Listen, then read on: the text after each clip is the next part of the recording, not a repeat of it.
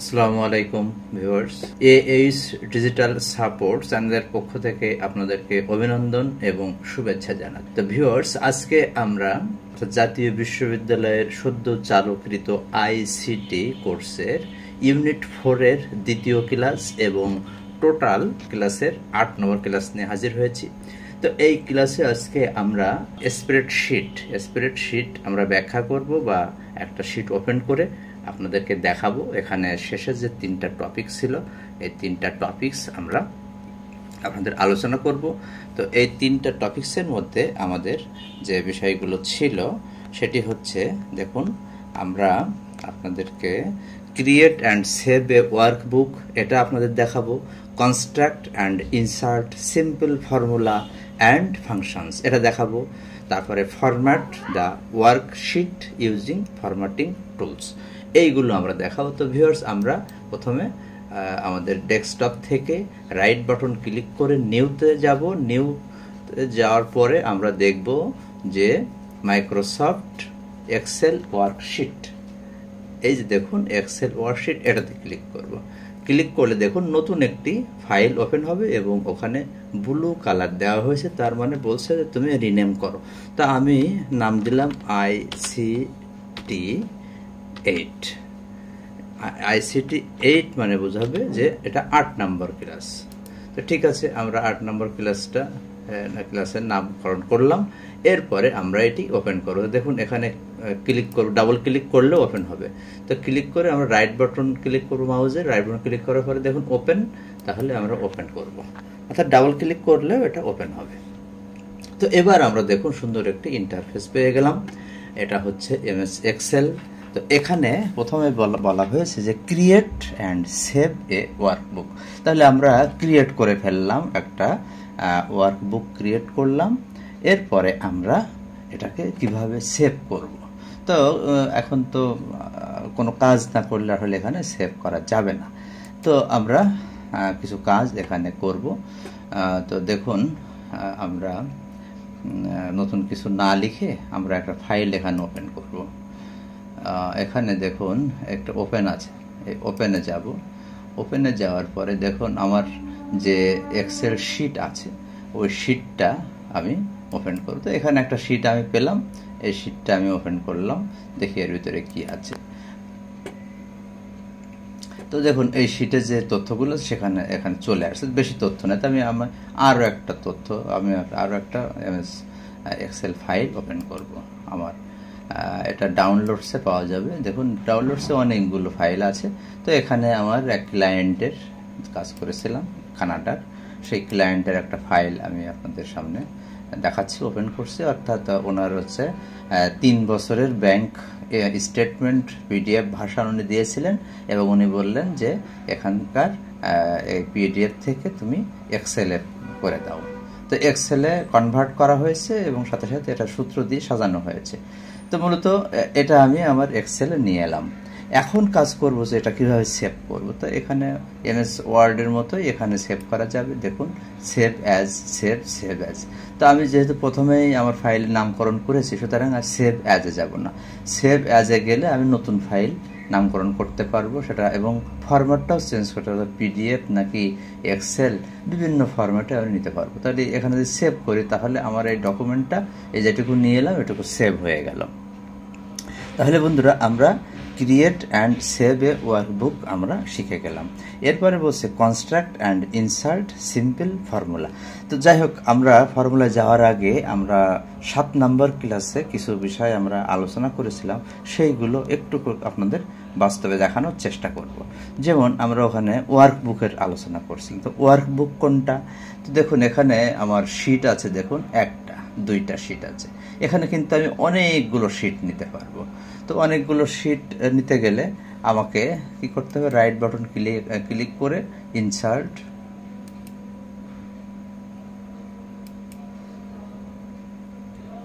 Right button click করলো। Click করার পরে দেখুন এখানে আছে মুভ আর মোর কপি, ভিউ, এখানে বেশ কিছু অপশান আমরা পাবো। তো এখানে এটা আমি ডিলিট করে ফেলতে পারবো। আমার এই যে শিট আছে 1টা 2টা 3টা, এই শিটগুলো আমি ডিলিট করতে পারবো। সাথে সাথে আমি এখানে দেখুন এই যে এখানে বলছে ইনসার্ট ওয়ার্কশিট, অর্থাৎ ইনসার্ট ওয়ার্কশিট, অর্থাৎ আরও ওয়ার্কশিট তুমি এখানে ক্লিক করে নিতে পারবা। তাহলে আমরা ক্লিক করলাম, ক্লিক করলে 3 নম্বর আসলো, ক্লিক করলাম 4 নম্বর আসলো, ক্লিক করলাম 5 নম্বর আসলো। এইভাবে আপনি অনেকগুলো শিট নিতে পারবেন। তো এই যে শিটগুলো নিলেন, এই শিট সবগুলো মিলিয়েই হবে হচ্ছে ওয়ার্কবুক। আর ওয়ার্কশিট প্রত্যেকটা একটা ওয়ার্কশিট। এখন আপনি এখানে নামকরণ করতে পারবেন আপনার মতন করে, এখানে রিনেম। সুতরাং আপনার খুশি মতো আপনি এখানে নামকরণ করতে পারেন। এখানে আমি দিলাম এ দিতে পারি, তারপরে পরেরটা আমি বি দিতে পারি। তো এইভাবে আপনার মতো আপনি নামকরণ করে নেবেন। তো আমি জাস্ট একটু দেখিয়ে দিলাম যে এবং এখানে আপনি কালারও করতে পারবেন সহজে খুঁজে বের করার জন্য। তো এইভাবে অনেকগুলো শিট নিয়ে নেওয়া যাবে। তাহলে আমরা ওয়ার্কবুক, ওয়ার্কশিট আমরা দেখলাম। এবার সেলের কথা আলোচনা করেছিলাম। দেখুন প্রত্যেকটি ঘরই কিন্তু একটা করে সেল। আমরা যে নতুন ওয়ার্ক স্পেস নিলাম বা আমরা যে শিট নিলাম ওয়ার্কশিট, সেখানে দেখুন অনেকগুলো সেল আছে। তো এই সেলে ক্লিক করলে এখানেই অনেক তথ্য আপনি রাখতে পারবেন। এটাই মূলত সেল। আর কলাম কোনটা বন্ধুরা? কলাম হচ্ছে যে দেখুন এ বি সি প্রত্যেকটা একটা করে ক্লিক করি, এটা প্রত্যেকে একটা কলাম, এগুলো একটা করে কলাম। আর রো কোনটা? রো হচ্ছে এইগুলা, প্রত্যেকটা একটা করে রো। এইগুলো হচ্ছে রো। এই হচ্ছে আপনাদের ইন্টারফেস দেখালাম। এরপরে আমরা বিভিন্ন cell reference, range, label, data type, তারপরে আমরা ফর্মুলা এক করে আপনাদের সামনে আমরা দেখাবো। তো এখানে দেখুন রিবন কোনটা? তো রিবন বার হচ্ছে এইগুলা, এখানে রিবন আসবে, তারপরে ফর্মুলা বার আছে। তো এখানে দেখুন আমরা ফাইল পাচ্ছি, হোম পাচ্ছি, ইনসার্ট পাচ্ছি। তাহলে হোমের ভিতরে আমাদের কি আছে দেখুন, পেস্ট আছে, কাট, কপি, তারপর ফরম্যাট, পেইন্টার, এগুলো আছে ক্লিপবোর্ড যেটা বলে। তারপরে এখানে ফন্টের ভিতরে আমরা এমএস ওয়ার্ড যেমন পেয়েছিলাম ঠিক তেমনই আছে ফন্ট। তারপরে দেখুন এই এরিয়াটা হচ্ছে অ্যালিংমেন্ট, অর্থাৎ বিভিন্নভাবে সাজানো ফাইলগুলোকে, এটা হচ্ছে অ্যালিংমেন্ট। এখানে র্যাপ টেক্সট, এখানে মার্জ অ্যান্ড সেন্টার করা যাবে। আসলে ভিউয়ার্স এটা অনেক বড়, তো আসলে একটা ক্লাসে সম্ভব না। আমি আপনাদের শুধু ইন্টারফেসটা দেখিয়ে দিচ্ছি, বাকিটা আপনারা প্র্যাকটিস করে শিখবেন এবং আমার সঙ্গে যোগাযোগ করবেন যদি কোনো সমস্যা ফেস করেন। এরপরে আমরা এই এরিয়াটা পাবো নাম্বার এরিয়া, অর্থাৎ নাম্বার এরিয়া। এখানে এর কাজটা কি? অর্থাৎ আপনি যেটা লেখা লিখবেন এখানে, যেমন দেখুন এখানে আমার যে বাইরের কাজগুলো আমি করেছিলাম, দেখুন এগুলো কিন্তু সব কারেন্সি আকারে আছে, কোনোটা নাম্বার আকারে আছে। তো এটা কিভাবে করব? দেখুন এখানে ওই যে এখানে যেটাই আমি যে সেলে নিয়ে যাচ্ছি, তাহলে এখানে চেঞ্জ হয়ে যাচ্ছে। দেখুন এখানে নাম্বার আছে, আমি এখানে দিই, দেখুন এখানে জেনারেল আছে, তারপর এইখানে দিই নাম্বার আছে। অর্থাৎ আপনার সেল অনুযায়ী আপনি এটা নাম্বারে রাখবেন। দেখুন এখানে জেনারেল আছে, তাহলে এখানে অনেকগুলো অপশান আছে। দেখুন এটা general, number, currency, accounting, short date, long date, time, percentage, তারপরে এটা আছে ফ্র্যাকশন, সায়েন্টিফিক, আরও অনেক অপশান এখানে আছে। তো এটা পরিস্থিতি বুঝে, অর্থাৎ আপনার যদি কখনো এখানে কারেন্সি লাগে কারেন্সি, যদি কখনো আপনার এটা নাম্বার হিসাবে লাগে তাহলে নাম্বার, যদি কখনো জেনারেল হিসাবে রাখেন তো জেনারেল, আবার যদি কখনো টেক্সট হিসাবে রাখেন টেক্সট, এইভাবে আর কি। এরপরে আমরা পাবো দেখুন কন্ডিশনাল ফরম্যাটিং।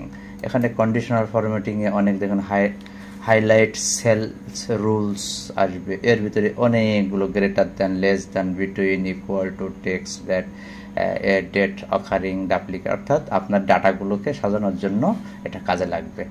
তারপরে হচ্ছে বলছে টপ বটম রুলস, অর্থাৎ এখানে বিভিন্ন রুলস আছে কন্ডিশনাল ফরম্যাটিংয়ে। তারপরে ডাটা বার্স আছে, এখানে কালার স্কেল আছে, কালার ব্যবহার করতে পারবেন। তারপরে এখানে আইকন সেটস আছে। তারপরে এখানে এই রুলসগুলোর বাইরে আপনি নিউ রুল এখানে নিয়ে আসবেন এবং যত রুল নিয়ে সবগুলো এখানে ক্লিয়ার, অর্থাৎ মুছে ফেলতে পারবেন। তো এভাবেই মূলত আমরা কন্ডিশনাল ফরম্যাটটা পাবো। এরপরে আমরা পাবো হচ্ছে দেখুন টোটাল এই এরিয়াটাই হচ্ছে স্টাইলস, তারপরে ফরম্যাট অ্যাজ এ টেবিল, এখানে টেবিল আকারে বা সেল স্টাইল এখানে করতে পারবেন। এরপর এই এরিয়াটা হচ্ছে সেল, অর্থাৎ আপনার সেলটা কি হবে, এর দৈর্ঘ্য কতটুকু হবে, এর কিভাবে সেলটা দেখুন ইনসার্ট সেল, নতুন সেল এখানে নিয়ে আসতে পারবেন প্রয়োজন হলে। তারপরে হচ্ছে insert sheet rows, insert sheet columns, insert sheet এখান থেকে আপনি ইনসার্ট করতে পারবেন। এরপরে ডিলিট করতে পারবেন। তারপরে এখানে ফরম্যাট হচ্ছে আপনার সেলের বিভিন্ন আকার দিতে পারবেন, যেমন রো হাইট, তারপর auto fit row height, column height, column width এগুলো দিতে পারবেন। মানে এটা টোটালি হচ্ছে রো এবং কলামের অপশান। এরপরে দেখুন এখানে কিছু আছে অটো সাম, মানে এডিটিং। এখানে অটো সামের ভিতরে ফিল, ক্লিয়ার, শর্ট, ফিল্টার, তারপরে ফাইন্ড সিলেক্ট। ফিল্টার দুই জায়গায় পাওয়া যাবে, ডাটার ওখানে পাওয়া যাবে, আবার এই যে হোম ট্যাবের ভিতরে পাওয়া যাবে। তাহলে আমরা হোম ট্যাবগুলো জানলাম। এরপরে আমরা পাবো দেখুন ইনসার্ট। এই ইনসার্টের ভিতরে আমরা এমএস ওয়ার্ডে যেভাবে ইনসার্ট পেয়েছি এখানেও পাবো। অর্থাৎ পিভট টেবিল, এই এরিয়াটা যদি আমি সিলেক্ট করে পিভট টেবিলে ক্লিক করলে আমরা ডাটাগুলোকে পিভট টেবিলে রূপান্তর করতে পারবো। তো পিভট টেবিল হচ্ছে এই ডাটাগুলোকে একটা টেবিলের মধ্যে রাখা, এরকম অসংখ্য ডাটা আমরা পিভট টেবিলে রাখতে পারবো। এরপর টেবিল, অর্থাৎ এই যেগুলো আমি এখানে ডাটা রেখেছি এইগুলো সিলেক্ট করেই আমি যে টেবিল ক্লিক করি, তাহলে দেখুন এরা বলছে যে where is the data for your table. তাহলে এখানে মাই টেবিল হ্যাজ হেডার থাকবে কিনা, তা আপাতত আমি রাখবো না, শুধু টেবিলটা নিলাম। এখানে ক্লিক করলে একটা টেবিল চলে আসছে, দেখুন এখানে কলাম টলাম দিয়ে আদার্স আসছে। এবং এই টেবিল যখনই আসছে তখন টেবিলের কালার কোনটা আমি নেব সেটাও আসছে। দেখুন যে কোনো একটা রং আমি বেছে নিতে পারবো। এই দেখুন একটা রং নিলাম, যেটা ভালো লাগবে সেটা নেব। তো এটা টেবিলের রং নিলাম, এটা হচ্ছে টেবিল তৈরি হয়ে গেল। এইভাবেই মূলত ইনসার্টে আমরা টেবিল নেব। তারপরে দেখুন ইনসার্টের ভিতরে পিকচার আসবে, ইনসার্টের ভিতরে পিকচার এমএস ওয়ার্ডে যেভাবে নিয়ে এসেছি সেভাবেই। তারপরে এখানে শেপ আনা যাবে। ক্লিপ আর্টটা এখন সময়ের অভাবে আলোচনা করছেন। এখানে দেখুন শেপ, আমরা এমএস ওয়ার্ডে যেভাবে শেপ নিয়ে আসছিলাম ঠিক সেভাবে এখানেও শেপ আনা যাবে, স্মার্ট আনা যাবে, স্ক্রিনশট করা যাবে, কলাম, লাইন এগুলো এখানে করা যাবে। তো এত আমরা সময় পাবো না বলে এত দূরে আমরা যাব না। এরপরে আমরা পাবো দেখুন এই লাইনটা টোটালি সব ইনসার্ট। এখানে লাইন, কলাম, তারপরে মূলত এই লাইন কলামও এখানে আমরা কাজ করতে পারবো। এখানে পাই, কলাম, বার, এরিয়া, স্ক্যাটার, আদার চার্টস এগুলো আমরা নিয়ে আসতে পারবো। তারপর দেখুন এখানে হেডার, ফুটার আছে, এখানে ওয়ার্ড আর্ট আছে, সিগনেচার আছে, এখানে ইকুয়েশন আছে, সিম্বল আছে, সব কিছুই আমরা এখানে আনতে পারবো। তাহলে এভাবেই আমরা construct and insert simple formula and functions এখানে আমরা চালু করতে পারবো। তাহলে আমরা ইনসার্ট করলাম।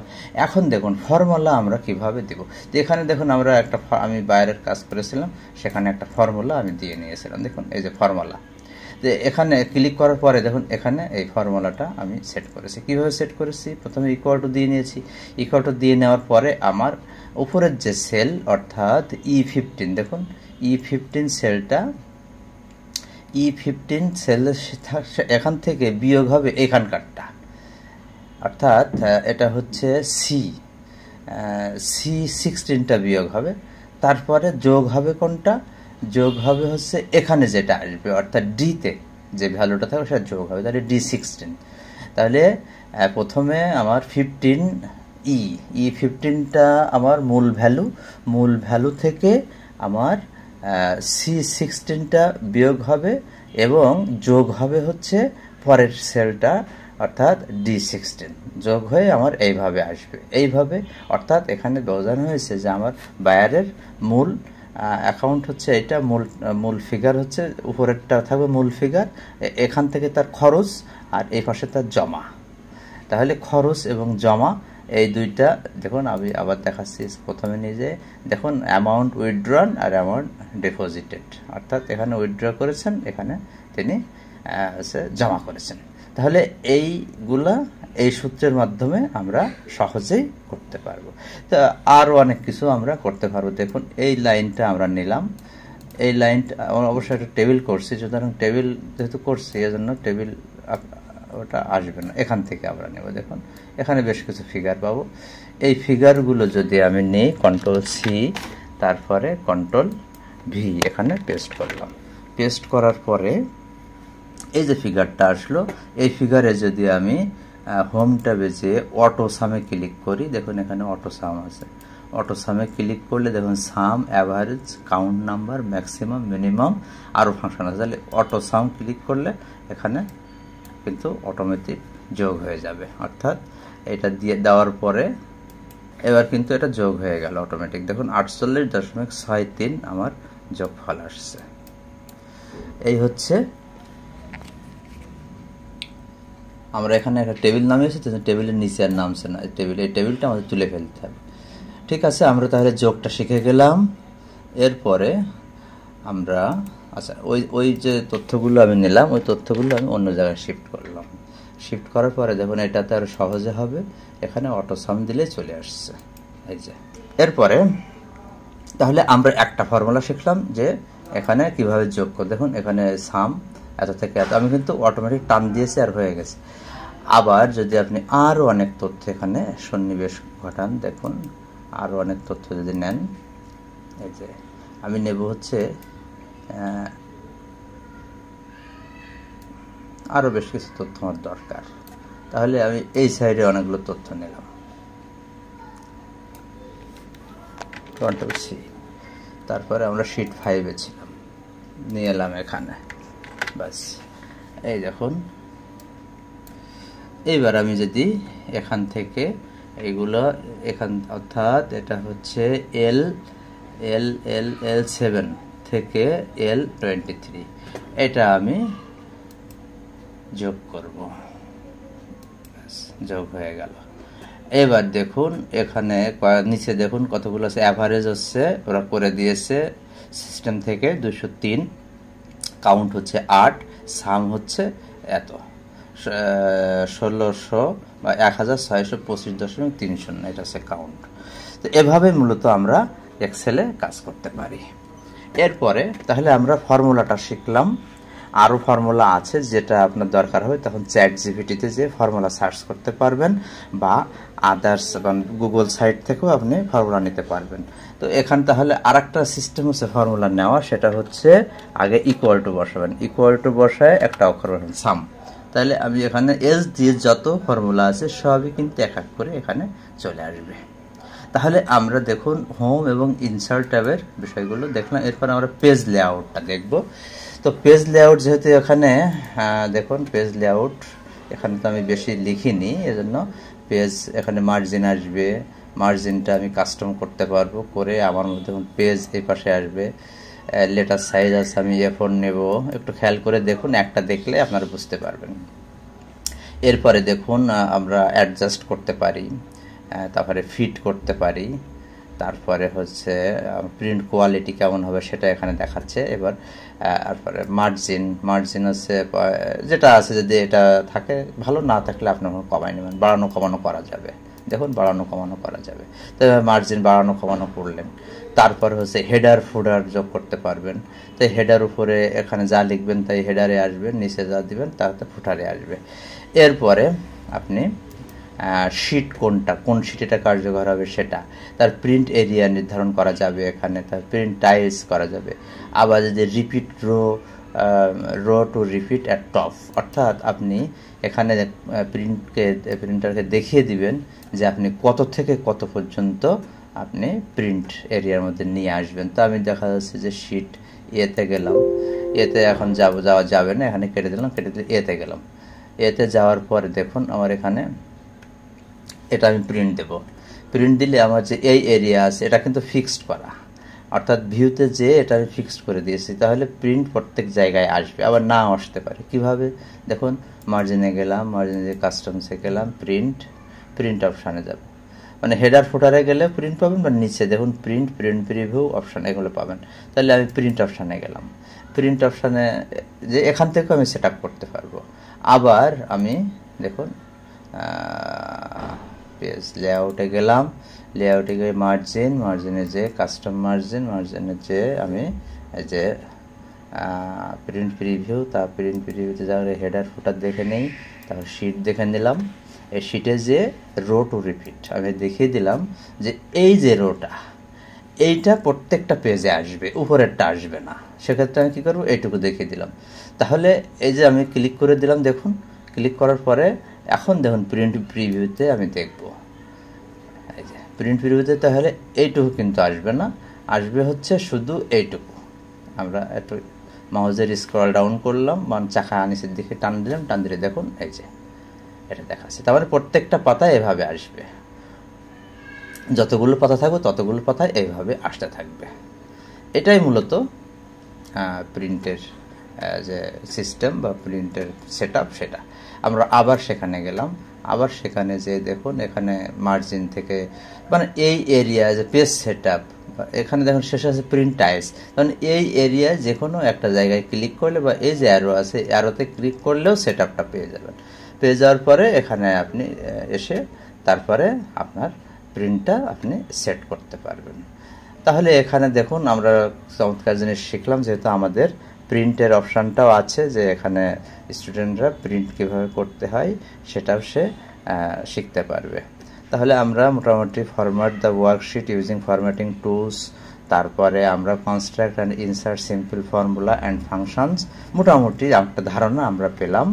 এরপরে আপনারা প্র্যাকটিস করতে থাকবেন, আর যে বিষয়গুলো আপনারা জানতে পারবেন না সেগুলো আপনারা ইউটিউবে আরও অনেক টিউটোরিয়াল থাকবে, আমার চ্যানেলেও আরও অনেক টিউটোরিয়াল থাকবে, সেগুলো আপনারা দেখে শিখে নেবেন। তো মোটামুটি একটা ধারণা আপনাদের দিতে পেরেছি। আজকে অনেক সময় পার হয়ে গেছে, তো আমার মনে হয় যে এখনই শেষ করা উচিত, তা না হলে আপনাদের ধৈর্যচ্যুতি ঘটবে। তো আপনারা আমার ভিডিওগুলো নিয়মিত দেখতে থাকুন। আগামী ক্লাসে আমরা প্রেজেন্টেশন অ্যাপসগুলো নিয়ে আলোচনা করব। তো আপনারা আমার প্রত্যেকটা ক্লাস দেখুন, এবং যে ক্লাসগুলো দেখেননি সেগুলো দেখে নিন, এবং এর পরের যে ক্লাসগুলো আপনারা পাবেন সেগুলোও দেখবেন, এই প্রত্যাশা ব্যক্ত করছি। সকলের সুস্বাস্থ্য এবং মঙ্গল কামনা করে আজকের মতো বিদায় নিচ্ছি। আসসালামু আলাইকুম ওয়া রাহমাতুল্লাহি ওয়া বারাকাতুহু।